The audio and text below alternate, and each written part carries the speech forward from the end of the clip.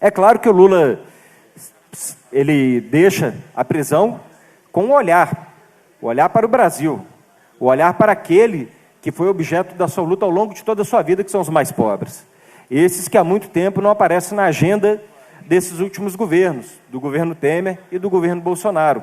Eles têm uma dificuldade danada de falar em pobre, né? Inclusive, a última vez que o Bolsonaro falou em pobre foi dizer que quem gosta de pobre é o PT. E é verdade, nós nos preocupamos com os pobres. A gente não gosta da pobreza, né? Mas nos preocupamos com os pobres. Por isso que todas as políticas que fizemos nos últimos anos que governamos o Brasil foi para esse público, foram para essas pessoas. Pergunta em qualquer cidade que você for em Minas Gerais se as pessoas sabem o que é o Luz para Todos, se as pessoas sabem o que é o Bolsa Família, se as pessoas sabem o que foi o Programa Mais Médico, as farmácias populares, os programas habitacionais como Minha Casa Minha Vida, os programas Caminho da Escola, onde nós aqui mesmo distribuímos, indicamos vários ônibus escolares, o programa Pro Infância, que cuida do menino de 0 a 4 anos, todo mundo, o brasileiro sabe, o povo mineiro também sabe. Então, esse tipo de política que eu estou citando sempre teve como público preferencial os mais pobres do nosso país, os menos assistidos. E olha que a desigualdade no Brasil está aumentando e aumentando drasticamente. A concentração de renda tem aumentado e aumentado drasticamente. Metade do povo no nosso país vive com menos de R$900 por mês. Pensa, deputado Cleitinho, o que é um trabalhador viver com menos de R$900 por mês? Enquanto 1% da população concentra a renda da metade mais rica.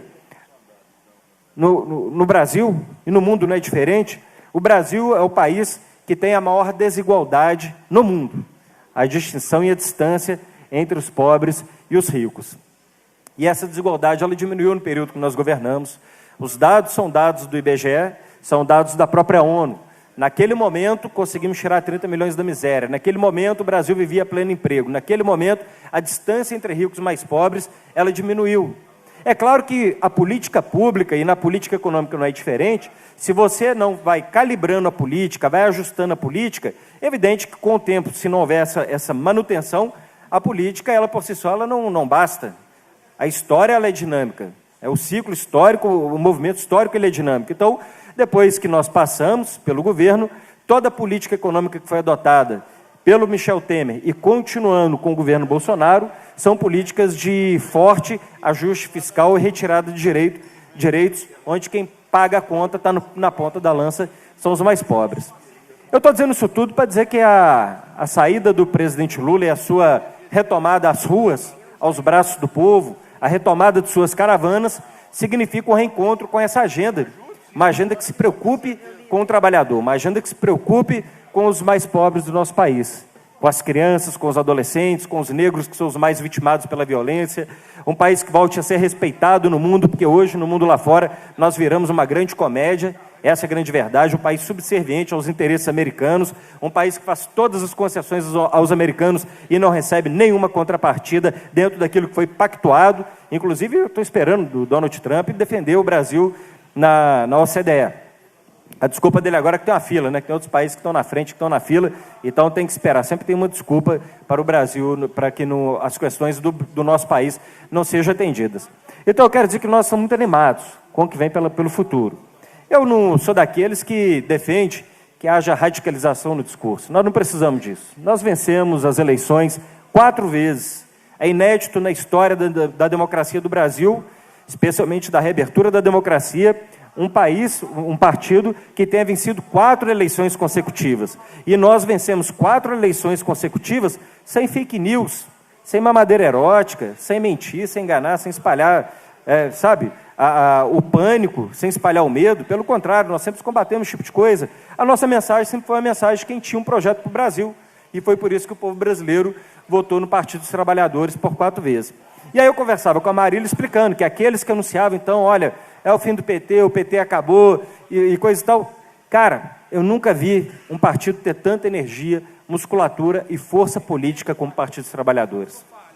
Olha o que foi a última eleição que nós disputamos. Extremamente atípica e fora da curva. Uma eleição que vem na sequência de um golpe, onde Dilma foi impeachmentada sem crime de responsabilidade, comprovado. O senador Anastasia foi relator no Senado. É um homem que tem uma grande biografia, mas acho que nesse momento a sua biografia ficou manchada. Uma hora ele vai ter que se encontrar com a história para poder acertar as coisas. E olha que os técnicos do Senado diziam que não tinha crime de responsabilidade, mas ainda assim resolveu manter o parecer por causa de um ambiente político colocado para o impedimento da ex-presidenta Dilma. Na sequência vem o quê? A perseguição e a prisão do presidente Lula. Liderava nas pesquisas, venceria as eleições no primeiro turno, mas tinha que tirar o Lula da corrida, que senão o que adiantou dar o golpe na Dilma se o Lula pode fazer com que o PT volte a governar o Brasil? E de uma maneira fenomenal, o processo do Lula foi julgado numa velocidade, em primeira e em segunda instância, para que ficasse inelegível e não pudesse disputar as eleições. E aí a gente troca o candidato numa eleição curta de 45 dias, substitui o candidato, coloca o Fernando Haddad, conhecido do universo educacional, conhecido de São Paulo, mas desconhecido no Brasil como um todo. E a força do Lula, mesmo preso, e a força do Partido dos Trabalhadores, faz com que o Haddad seja escolhido, o PT seja escolhido para estar no segundo turno, entre 8 candidatos de diferentes partidos.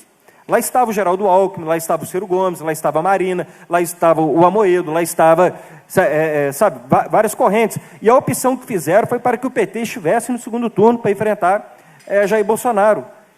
Olha o percurso que nós seguimos, do impeachment da Dilma, da perseguição, da prisão do Lula, do impedimento do Lula, da troca do candidato, de colocar o Haddad na reta final da campanha, e o povo brasileiro faz opção para que o PT estivesse lá para fazer o debate. O PT estava lá para fazer o debate. Quem não apareceu para fazer o debate foi o Bolsonaro.